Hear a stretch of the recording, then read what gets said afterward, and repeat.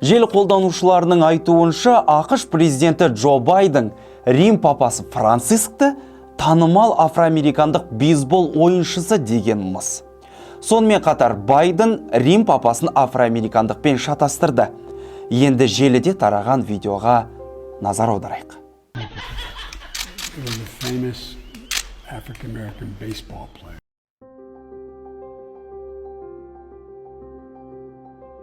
Әлеуметтік желіде тараған хабарлама шындыққа жанаспайды.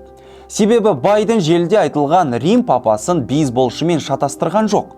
ақш президенті мәлімдемесі толық көрсетілмеген және тақырып бұрмаланған. Биыл тараған видеолар жалған эмоция қалыптастыру үшін бұрмаланған. CNN жариялаған видеода 78 жастағы Байден 84 жастағы Франциске Сэтчел Пейдж атты бейсболшының өмір баяны жайлы айтқан. Видеоның толық нұсқасында Байденнің Америкада танымал афроамерикандық бейсболшы бар деп әңгімесін бастағанын байқауға болады. Желіде видеоның үзіндісі ғана тарап, ақпарат өзгерген. Көбіңіз мұна суретті көрген боласыздар.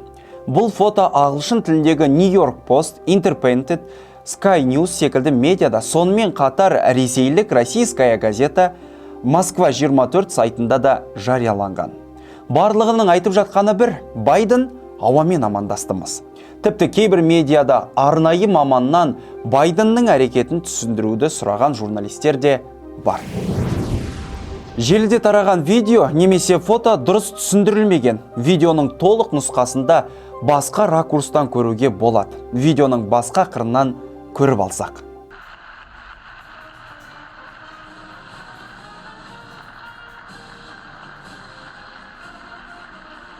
Яғни Байден оң жағындағы отырған аудиториямен ымдап қолын көтерген. Кейін желімен жаңалық медиаларды ауамен амандасты деген ақпарат тез тарап, манипуляциядан фейк ақпаратқа айналған. Бірі білсе, бірі білмес. Бұған дейін желі қолданушылары, тіпті кейбір медианың журналистері Зеленскийді нашақор, Путиннің айтпаған сөзін айтты. Ендігі кезек Джо Байденге келген сияқты. Сіздерге айтарымыз, ақпарат қанша жерден сенімді болса да, барынша жан-жақты зерттеп алыңыз. Сіздермен факт-чек.